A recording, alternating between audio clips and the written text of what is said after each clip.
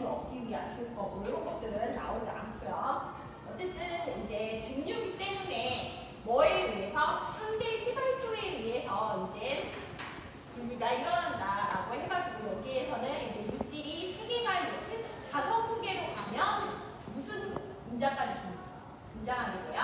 K 인자가 등장하게 돼요. 그래서 K 인자는 어떻게 돼요? 얘는 뭐랑 같아요? 상대 휘발도하고 같아요. 그래서 얘는 KJ분의 KI, 즉 IJ 성분으로 이렇게 상대 휘발도 IJ 성분을 K 인자로 나타내게 되면 KI 나누기 KJ가 돼요. 뒤에 있는 게 뭐가 된다고 생각하시면 돼요? 분모가 된다고 생각하시면 돼요. 그리고 상대 휘발도는 X상분의 기산인데요. 상대 휘발도는 이렇게 X상분의 기상으로 이렇게 J성분과 I성분으로 구분이 되고요. K인자는 얘도 마찬가지로 J성분이 밑으로 가고 I성분이 위로 올라오게 된다. 그래서 K인자를 통해서도 뭐를 알아볼 수 있다? 상대 휘발도를 알아볼 수 있다. 어쨌든 증류가 일어나려면 뭐의 차이에 의해서? 상대 휘발도의 차이에 의해서 이제 증류는 일어나고요. K인자는 증기압 변화 때문에 온도 의존성이 강하지만 두 성분에 대한 K의 상대적인 값은 온도에 따라 거의 유사하고 K인자의 K는 그 성분들의 뭐와 동일하다? 상대 휘발도와 동일하다. 이렇게 정의가 되죠. 그리고 나서 이제 다성분계가 되면 우리 뭐와 뭐를 구했어요? 여기서는 기포점과 이슬점을 구했어요. 그래서 여러분들 문제를 보고 기포점과 이슬점을 구하실 수 있어야 되는데요. 보시면 이제 기포점을 구하는 방법은 기포점은 어떻게 구할 수 있어요? K인자, 앞에서 나왔던 K인자 곱하기 X상의 성분을 다 더하게 되면 1이 되고요. 이슬점은 기상의 성분의 조성 나누기 뭐가 돼요? K인자로 하면 이게 1이 된다. 그래서 이렇게 요걸 통해서 기포점, 이슬점을 구하게 되고요. 구하는 방법은 어떻게 돼요? 서로 조금 차이가 있어요. 반대죠. 끝에 부분이. 기포점은 혼합물 중간 성분의 전압 온도를 먼저 가정을 한다. 성분이 3개 이상 되는데요. 무슨 성분? 중간 성분의 온도, 전압 온도를 먼저 가정을 하고요. 온도 가정 후 각 성분의 증기압을 구하고 계산한다. 계산된 값을 확인해서 이게 얼마가 되면 1이 되는지 확인을 해야지 1이 되면 온도는 정확한 거예요. 그런데 만약에 1이 안 될 경우 값이 1보다 크면 낮은 온도로 가야 되고요. 기포점의 경우 값이 1보다 크면 낮은 온도로, 값이 1보다 크면 어떻게 해야 돼요? 값이 1보다 크면 낮은 온도로 가고 값이 1보다 작으면 높은 온도로 설정을 해서 뭘 해야 돼요? 시행착오법을 통해서 시행착오법이라는 건 여러 번 반복 계산을 시행착오법이라고 하는데요. 여러 번 반복 계산을 해서 값이 얼마를 맞춰야 돼요? 1이 되는 것을 찾으셔야 돼요. 그 다음 이슬점은 기포점보다는 어떤 온도? 높은 온도로 가야 돼요. 그래서 온도 가정 후 각 성분의 증기압을 얘도 먼저 계산을 하시고요. 계산된 후 값이 1이 되는지 확인을 해야 돼요. 만약에 1이 안 되면 이제 값을 변화시켜야 되는데요. 1보다 값이 크면 이슬점은 높은 온도로 가야 되고요. 1보다 값이 작으면 낮은 온도로 간다. 기포점과 이슬점의 이게 차이가 있는 거죠. 기포점 같은 경우는 1보다 크면 낮은 온도로 가고 1보다 작으면 높은 온도로 가는데요. 이슬점은 1보다 크면 높은 온도로 가고 1보다 작으면 낮은 온도로 간다. 그래서 문제로 이렇게 저희 이 문제를 했었는데요. 지금 물질이 핵산, 헥탄, 옥탄 세 가지예요. 핵산, 헥탄, 옥탄 이렇게 세 가지 물질이 있는데요. 뭐를 중심으로 보라고 했어요? 전압은 1.2 atm이에요. 중심의 온도. 그러니까 뭐예요? 세 개 중에 중간 물질의 온도를 기준으로 보라는 뜻이에요. 그래서 이제 그랬을 때 기포점 온도와 이슬점 온도 및 대응하는 증기와 액체의 조성을 각각 구해라. 어쨌든 증기의 조성도 얼마가 돼야 돼요? 1이 돼야 되고 액체의 조성도 얼마가 돼야 돼요? 1이 돼야 되는 거죠.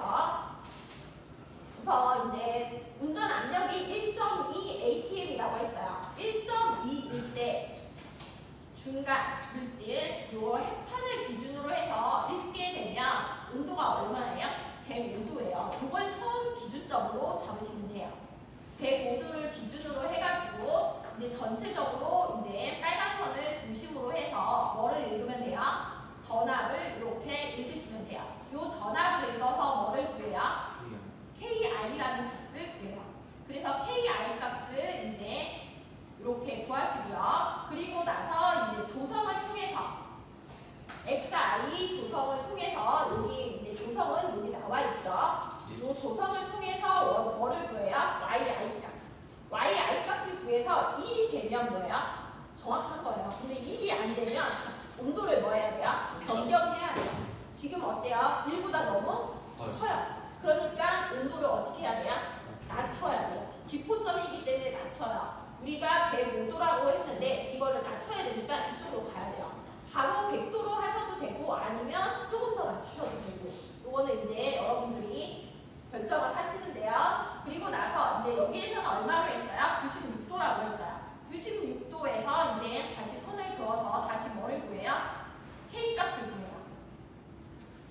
K 값을 이렇게 이제 전압을 구했고요. 요거를 이제 1.2 APM을 기준으로 해서 이렇게 K 값을 구했죠. 그리고 나서 다시 뭐를 구해요? YI 값을 구했어요. 기상의 온도 값을 구했더니 거의 뭐랑 비슷해요? 1에 가까워요. 근데 정확하게 1은 아니에요. 그러니까 이제 요 기상의 조성을 뭐 했어요? 고정했어요. 이렇게. 거의 1에 이상할 때는 뭐 할 수 있어요? 고정해서 사용할 수 있어요. 그래서 고정해서 1로 이렇게 맞추었고요. 조성은 어떻게 돼요? 이렇게 되는 거예요. 그래서 이렇게 해서 기포점을 먼저 구했고요. 기포점을 구한 다음 그 다음에 이제 뭐 구해야 돼요? 이슬점 구해야 돼요. 이슬점도 시작은 105도에서 동일하게 시작을 하고요. 그래서 앞에 있는 데이터 이용해서 그대로 이번에는 이제 기포점이기 때문에 X상의 조성을 구해야 돼요. 계산했더니 얘도 뭐예요? 1보다는 커요. 그런데 1보다 큰데 얘는 뭐예요? 이슬점이기 때문에 낮은 온도가 아닌 얘는 뭐로 와야 돼요? 높은 온도로. 그래서 105도보다 높은 얼마로 왔어요? 110도로. 110도로 놓고서 이제 계산을 했더니 이제 XI 기상의 조성이 어떻게 바뀌었어요? 이렇게 바뀌었어요. 근데 얘도 1보다는 약간 뭐예요?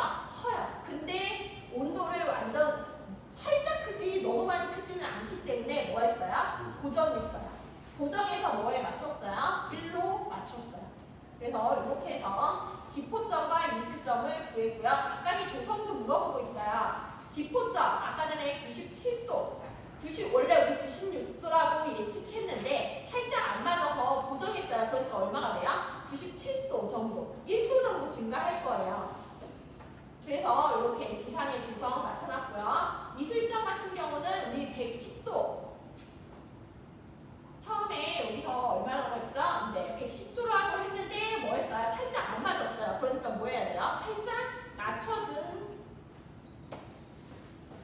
110.5도 정도 될 거다. 얘를 뭐 근처와 거의 유사하겠죠? 그래서 110.5도 정도 될 거다라고 하고 조성은 이렇게 여기서 나온 조성은 여기서 맞춰준 조성으로 기입을 해주셔야 되고요. 만약에 이렇게 고정 안 하실 거면 그냥 조성을 요걸 써주셔야 되고요. 온도도 얼마라고 써주셔야 돼요? 110도라고 써주셔야 돼요. 무슨 얘기인지 아시겠죠? 여기서도 요 고정을 안 하시게 되면 그냥 96도라고 써주시고 조성은 이렇게 써주시면 돼요. 그리고 1에 거의 가깝기 때문에 요 근처일 거다. 이렇게 옆에 써주시기만 하면 돼요. 무슨 얘기인지 아시겠죠? 그래서 기포점과 이슬점은 이렇게 구할 수 있다. 5문제의 경우.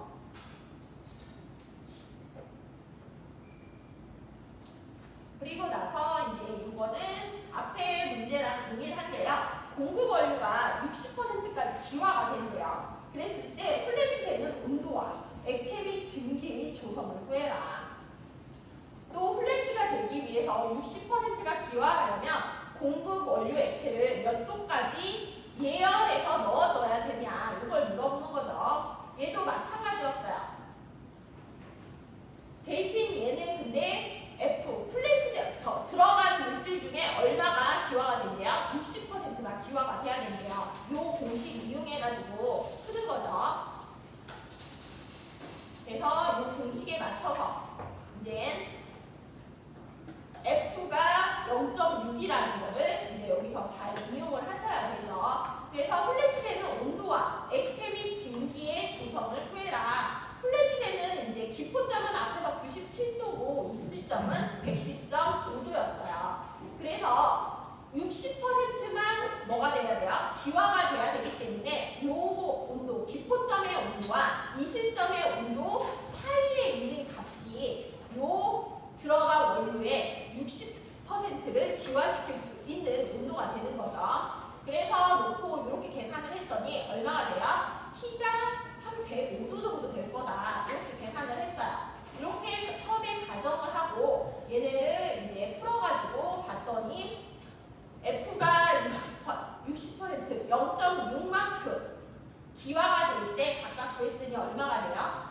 1. 조성이 딱 1이에요. 그러니까 거의 맞네 라고 해서 플래시 온도는 105도로 하고 액체와 기체의 제품의 조성은 이렇게 될 거다 라고 하는 거죠. 이 공식 이용해가지고 푸는 그러한 문제예요. 앞에서 푼 거랑 동일한데요.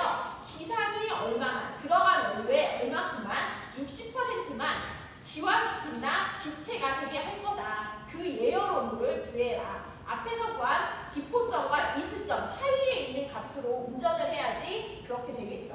만약에 100% 기화시키려면 어떻게 해야 돼요?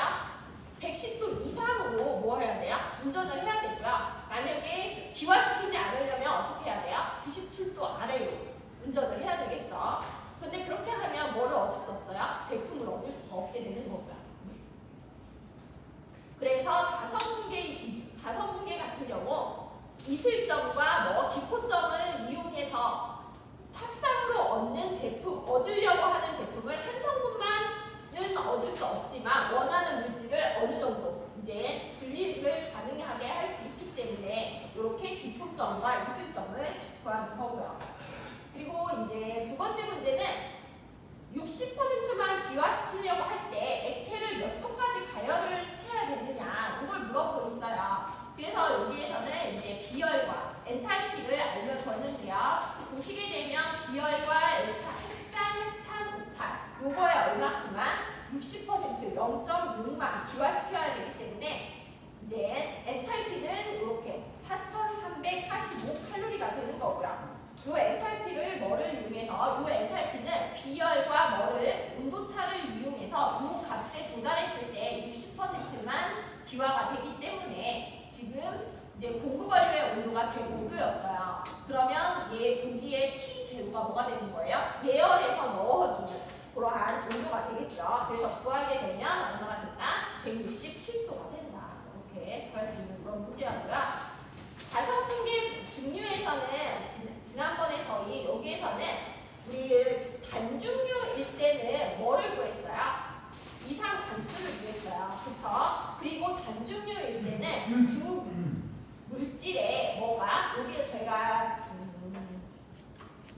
단중류 다섯 분계 중류일 때는 단중류일 때와 구분해서 꼭 알고 계셔야 되는 게 이거라고 말씀드렸는데 혹시 기억나세요? 요 PPT? 두 성분일 때는 불변지역, 즉 기상과 액상의 조성이 같게 나타나는 지역이 한 개 있다고 있어요. 근데 성분이 3개 이상 되면 불변지역이 2개 나타난다고 했어요. 뭐를 중심으로? 원료 공급단을 중심으로 해서 위에 하나, 아래에 하나. 그래서 산이 분리되지 않는 불변 지역이 2개 나타나는 게 다섯 분계 중류에서의 특징이 된다라고 얘기했었는데 기억나세요? 그리고 나서 이제 기상과 액상의 조성이 같아요 라고 하면 여러분들 떠오르시는 거 뭐 있어요? 기상과 액상의 조성이 같은 물질이 있다라고 했어요. 근데 이건 증류하다가 나타나는 거고요. 기상의 조성과 액상의 조성이 같은 물질을 다른 말로 뭐라고 부른다고 했어요? 액상의 조성과 기상의 조성이 다른 조건을 아무리 변화시켜도 동일하게 유지되는 물질이 있는데 그런 물질을 뭐라고 부른다? 공비. 네, 공비분합니다. 그쵸? 근데 공비혼합물은 기상의 조성과 액상의 조성이 하나씩 꼭 존재하는 게 공비혼합물인데요. 증류에서 분리를 하다 보면 기상의 조성과 액상의 조성이 같아지는 점이 살짝 존재하는 거예요. 요거는. 이성분계 증류일 때는 하나, 이러한 불변 지역이 하나만 있는데요. 다성분계 증류가 되면 이러한 불변 지역이 두 개 나타난다는 뜻이에요. 무슨 얘기인지 아시겠죠? 뭐를 중심으로? 원료 공급단을 중심으로 위에 하나, 아래에 하나. 그런데 그냥 혼합물, 이성분계 혼합물을 분리할 때는 한 개가 나타나요. 위에 나타날 수도 있고 아래에 나타날 수도 있는데 성분이 여러 개 되면 위에 하나, 아래에 하나, 두 개가 나타난다. 그래서 이걸 기억하셔야 되고요. 불변 지역이 네. 공기 물질 생기는 아니요. 그냥 어떤 물질을 여러 개의 물질을 넣고 분리를 하다 보면 이제 시간 타임별로 이제 조건을 바꿔가면서 상평형 곡선을 만들다 보면 기상과 액상이 같아지는 점이 하나씩 있다라는 뜻이에요. 근데 이제 공비 혼합물 같은 경우는 그 점이 좀 길게 이어지면서 다른 조건으로는 그 지점을 깰 수 없는 게 공비 혼합물인 거고요. 일반 혼합물 같은 경우는 그 조건이 하나씩 나타나는데 온도가 변한다거나 이렇게 되면 그 점이 금방 깨져요. 그래서 상분리는 일어나는데 이제 어쨌든 하나씩 존재하게 된다. 이렇게 되는 거고요. 그래서 다성분계 증류는 제가 이제 기포점, 이슬점 구하는 거 요거 잘 알고 계시라고 지난번에 말씀드렸고요. 혹시 모르시니까 자 가지고 그래프 보시려면 자 필요할 것 같으시면 자는 준비해 오셔도 돼요. 무슨 얘기인지 아시겠죠? 그래서 다성분계 증류는 이렇게 되고요.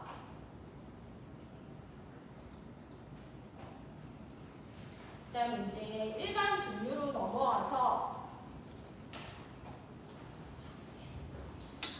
다성분계 증류에서는 제가 레포트 드렸던 거랑 교재에 있는 거 이렇게 항상 그래프는 드릴 거예요. 그리고 전압은 얼마다, 얼마에서 운전을 한다. 그리고 그거일 때 이제 KI 이자 구하고 이제 그 XI 이자와 YI 이자가 토탈 얼마가 될 때, 1이 될 때, 1을 넘거나 1이 안 될 때 온도를 어떻게 조정해야 되는지 그 정도 여러분들 이제 구분해서 알고 계시면 되고요.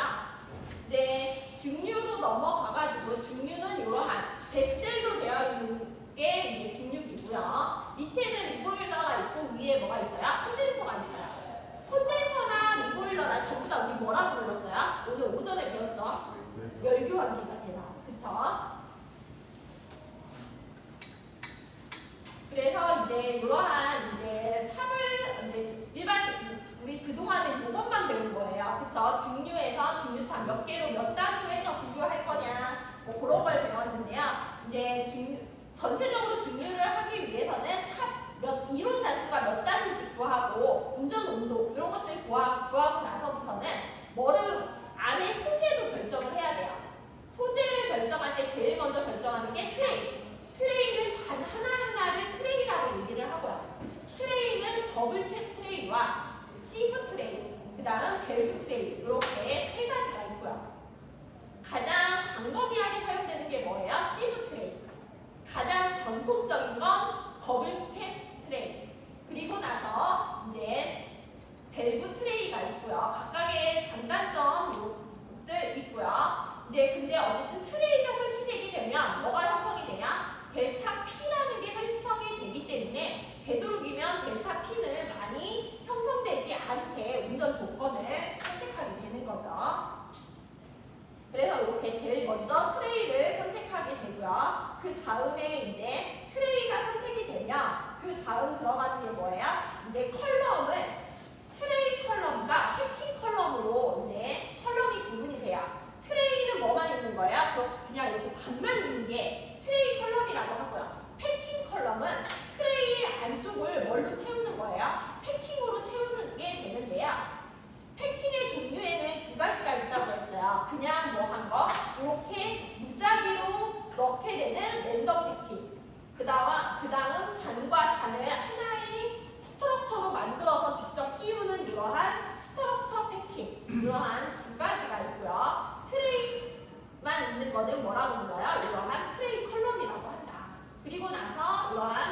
랜덤 패킹과 스트럭처 패킹이 들어간 거는 뭐라고 불러요? 패킹 컬럼이라고 얘기를 하고요.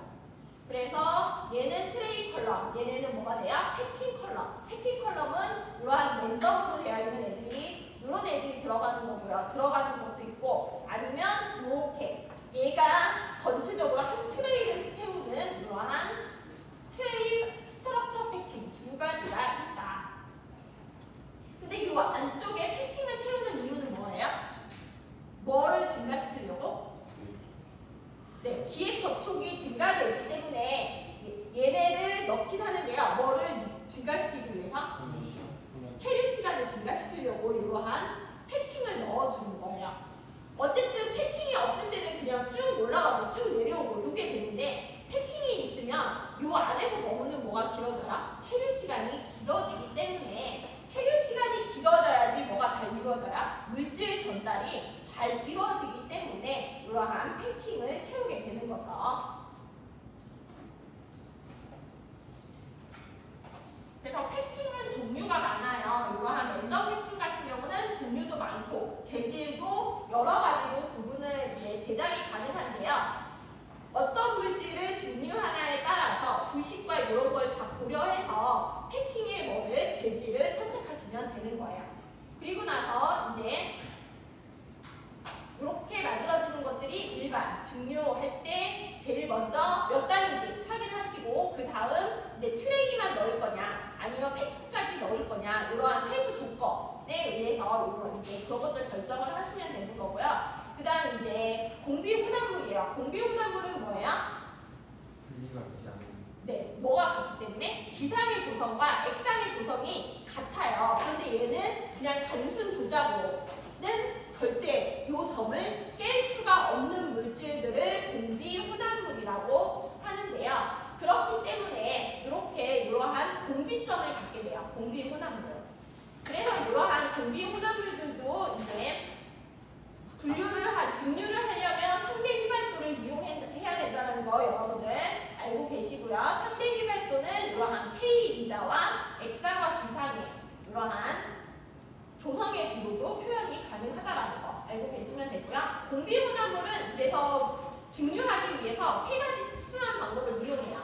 압력 변환 증류 공정과 공비 증류 공정, 그 다음 추출 증류 공정 이 세 가지를 이용한다고 했어요. 압력 변환 증류 공정은 압력에 따라서 뭐가 바뀌어요?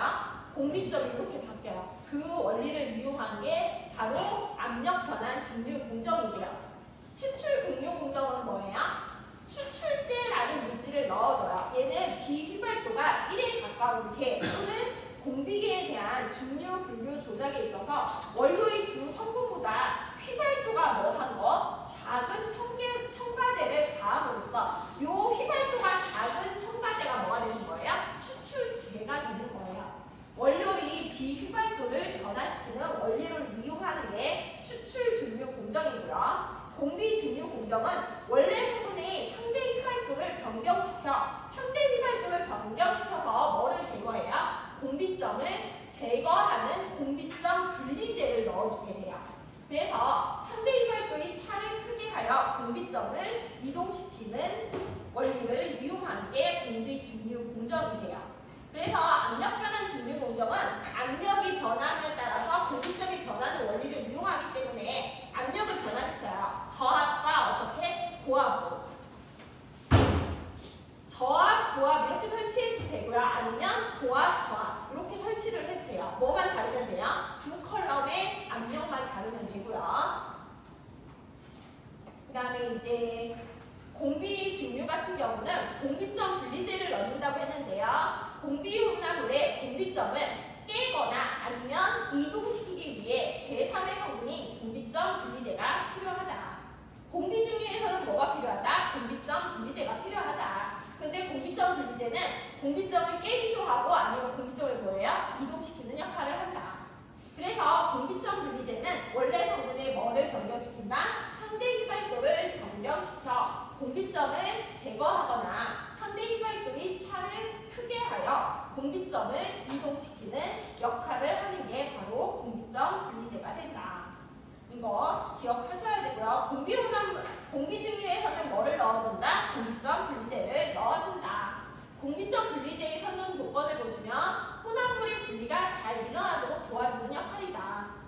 공기점 분리제의 특성에 따라 다시 회수해서 재사용할 수 있어야 되고 일정한 끓는 점을 갖는 공기혼합물을 형성하는 공기점 분리제를 선정하며 공기점 분리제가 혼합되어 끓는 점이 일정한 성질을 가져야 되고 경제성을 고려할 때 형성된 공기혼합물은 보다 쉽고 경제적인 방법으로 분리되어야 한다.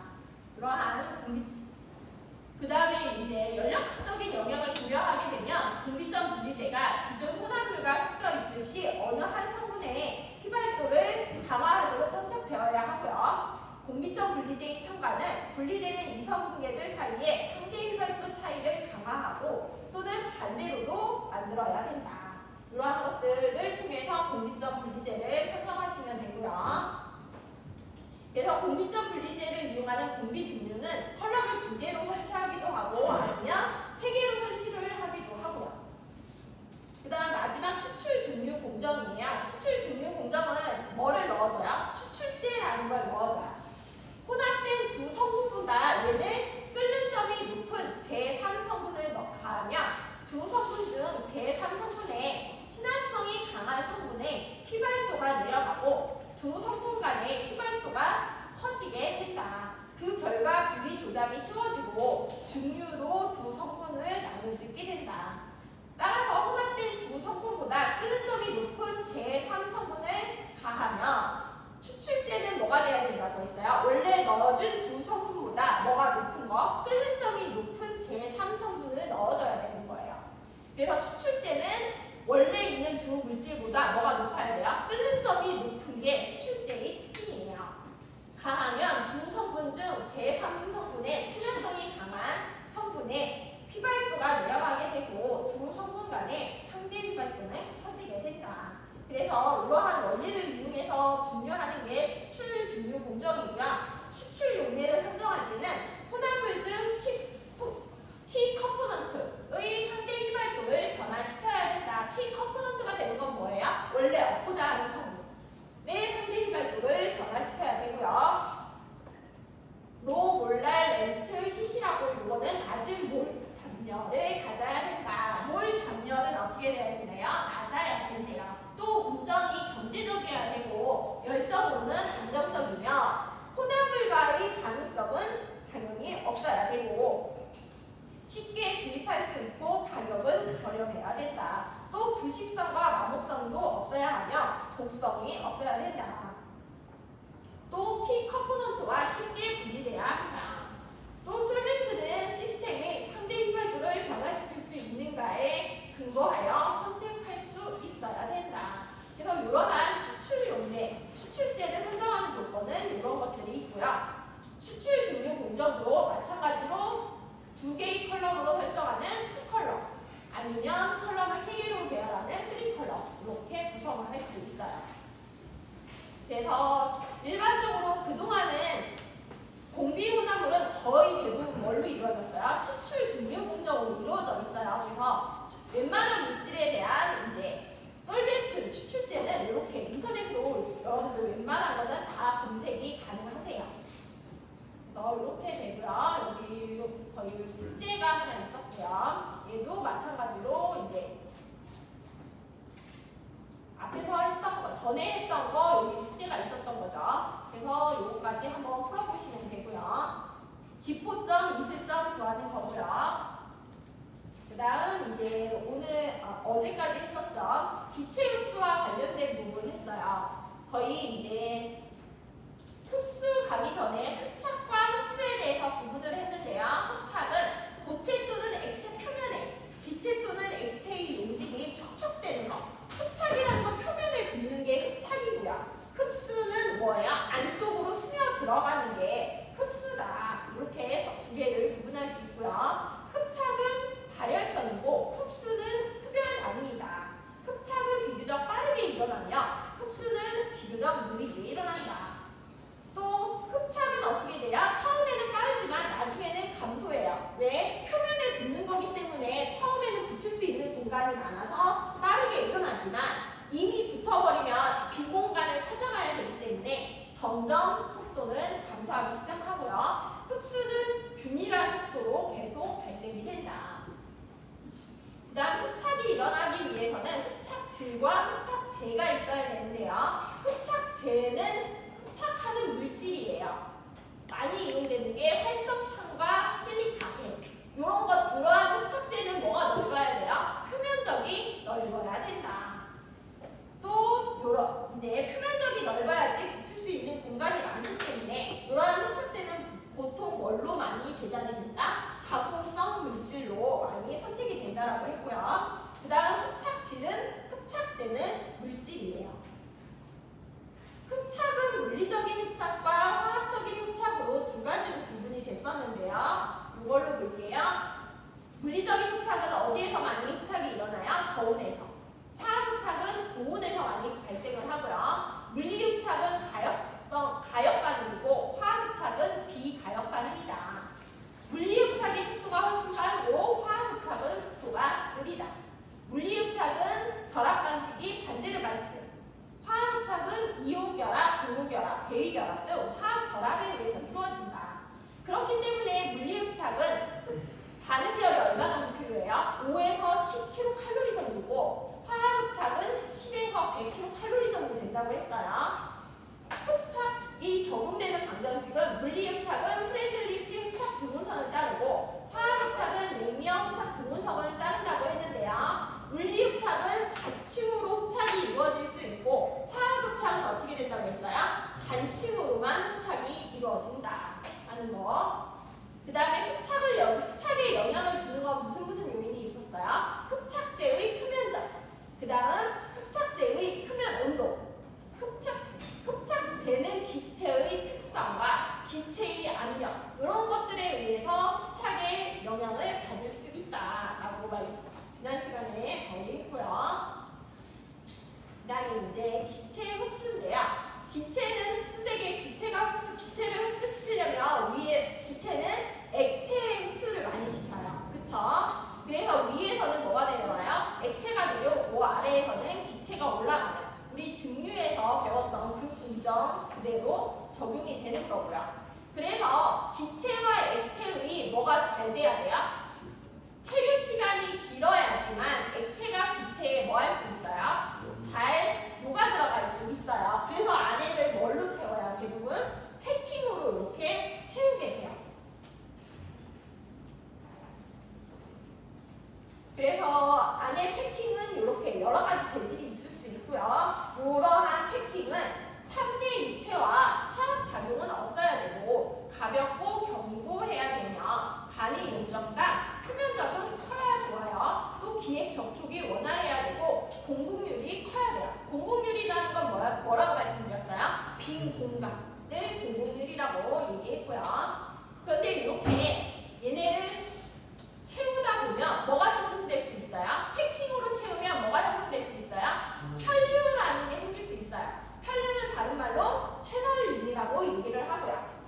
채널링은 유체의 흐름이 컬럼 전 영역에 걸쳐서 골고루 일어나지 않고 어떤 영역에만 집중되는 게 혈류라고 했고요. 혈류를 방지하기 위해서는 리퀴드 디스트리뷰터를 탑 중간에 설치하거나 아니면 컬럼과 패킹의 직경비를 어느 정도로 맞춘다고 했어요? 8:1 정도로 맞춘다. 또 충전재를 어떻게 하라고 했어요? 균일하고 규칙적으로 세우라고 얘기를 했어요. 또 탑의 면적당 액의 주입구를 1피트 제곱당 몇 개 이상으로 설치해야 된다고 했어요? 5개 이상으로. 즉 밑바닥에도 구멍이 여러 곳에서 골고루 분산이 돼야 위와 아래에서 뭐가 일어나지 않아요? 혈류가 일어나지 않고 유체가 잘 움직인다고 말씀드렸어요. 그 다음에 이제 액체를 기체에 이제 녹게 할 때 뭐 이제 운전 압력을 로딩 포인트와 플로딩 포인트로 이제 잘 압력을 조절하라고 했는데요. 요 A 곡선은 뭐 한 거예요? 액체는 흘려주지 않고 뭐만 흘려준 거예요? 기체만 흘려줬을 때 이렇게 되고요. 그리고 나서 점점 이제 압력이 증가될수록 흡수탑의 작업은 어디를 넣으면 안 돼요? L점이 뭐가 된다고 했어요? 로딩 포인트, 부하점을 넣으면 안 된다고 했어요. 여기서 넘게 되면 그 다음부터는 어떻게 돼요? 얘가 급격히 상승할 수 있어요. 얘가 급격히 상승하면 뭐가 이루어질 수 있어요? 범람이 이루어질 수 있다라고 했어요. 그래서 요 F점을 지나면 무조건 뭐가 일어나요? 범람이 일어나는데요. F점을 그래서 플로팅 포인트라고 했고 범람점이라고 했는데요. 기체가 액체를 거품으로 끌어올려 충전물 상단이 액체층으로 뒤덮이고 배출 기체는 비말을 동반하게 되면서 향유 조작이 불가능하기 때문에 액체가 어떻게 돼요? 흘러 넘치는 지점이 범람점이라고 했고요.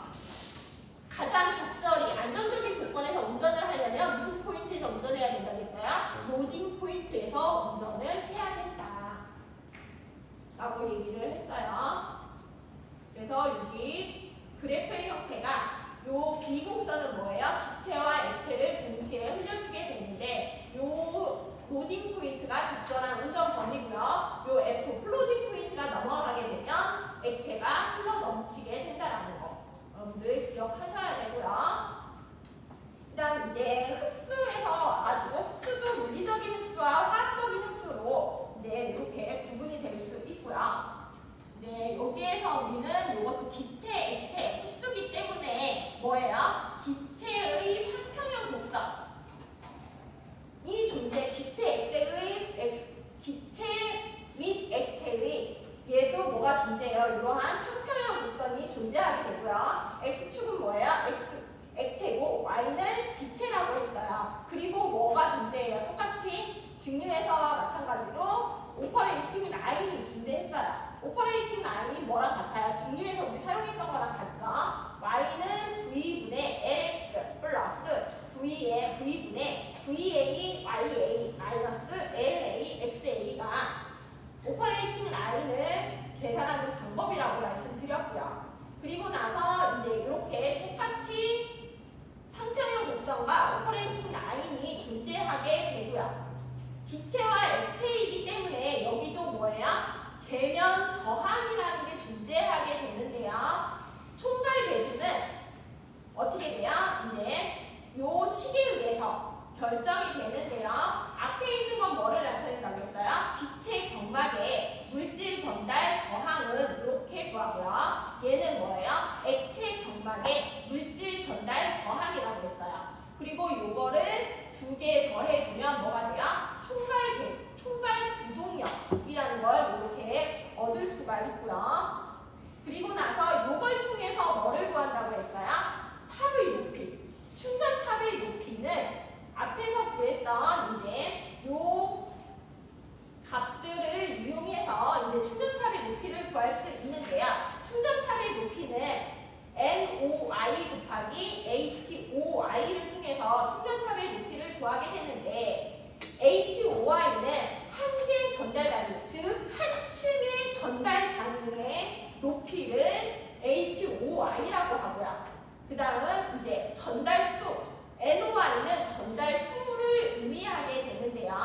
그래서 탑의 높이는 이렇게 구해지게 되는데요. 우리 요 값은 뭐라고 했어요?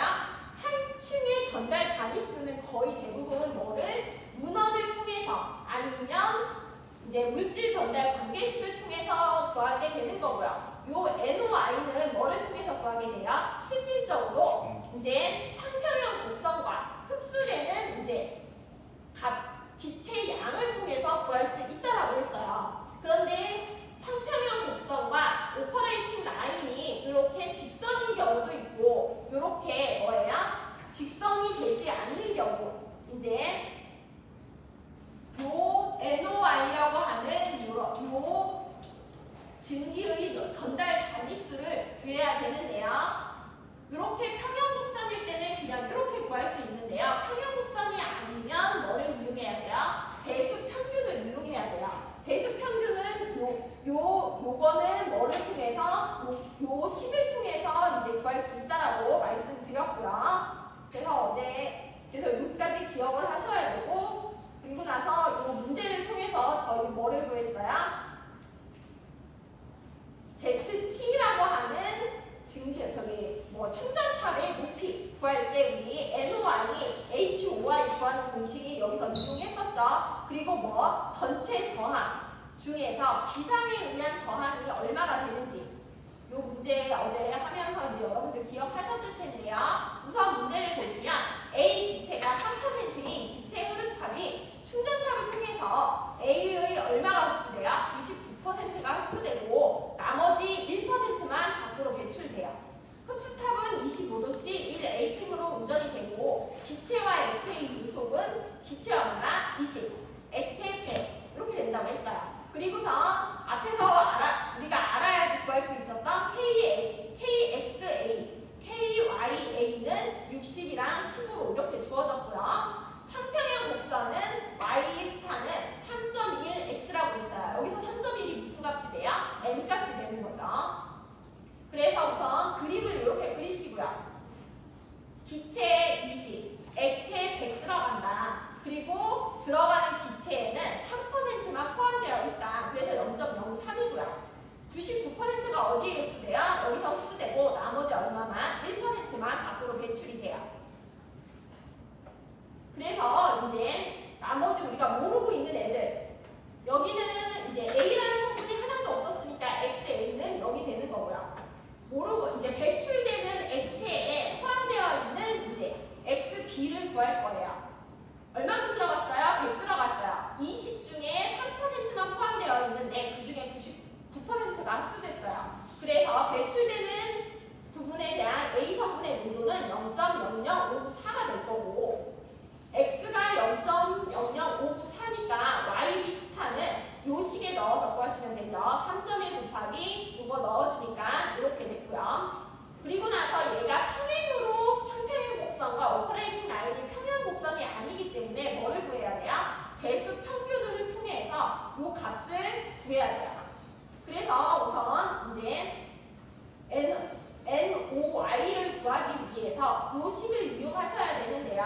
이제 요 식 이용할 때 우리가 모르는 값이 델타 Y와 배수 평균 YL을 알아야 되기 때문에 이제 여기서 델타 YL 값을 이렇게 구하셨죠.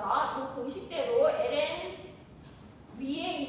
LN에 이렇게 요 공식대로 이제 넣어주신 거예요. 그래서 이제 보시게 되면 YB-YB 스타 YB는 처음에 얼마였어요? 여기 0.03 나오는 거는 0.01841 이기 때문에 빼주면 이렇게 되고요. YA는 빼기 YA 스타예요. 그래서 YA는 빼기 0이기 때문에 YA는 실질적으로 얼마가 된다? 0.003이 되는 거고요. 여기 0.003이었으니까 0.03 곱하기 0.01 하시면 되는 거고요. 그래서 넣어서 계산해주니까 배수 평균이 얼마가 돼요? 0.00309가 되고요.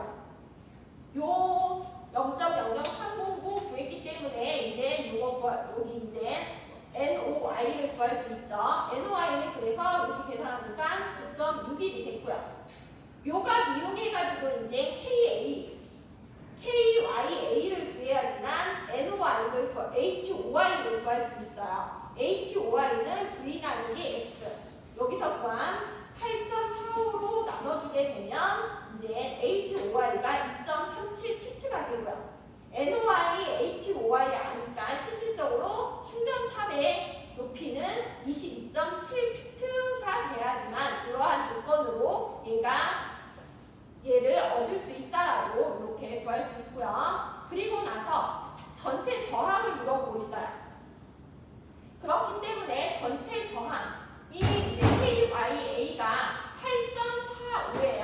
이게 8.45분의 1이기 때문에 기상의 조성은 요건데요. 기상은 얼마였어요? 요 값이 얼마예요? 15죠.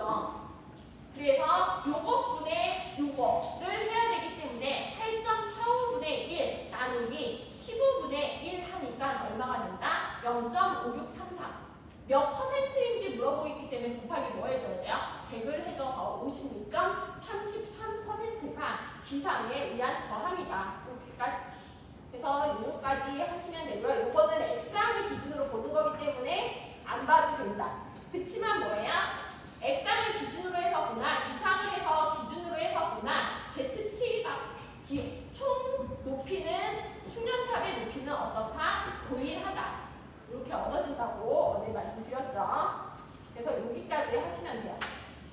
그리고 오늘 했던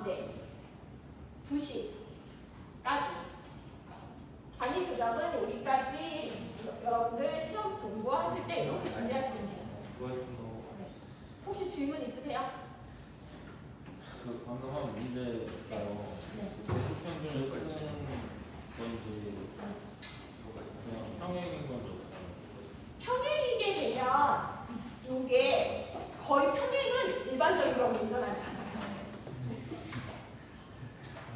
일반적인 경우 평행은 아예 없어요.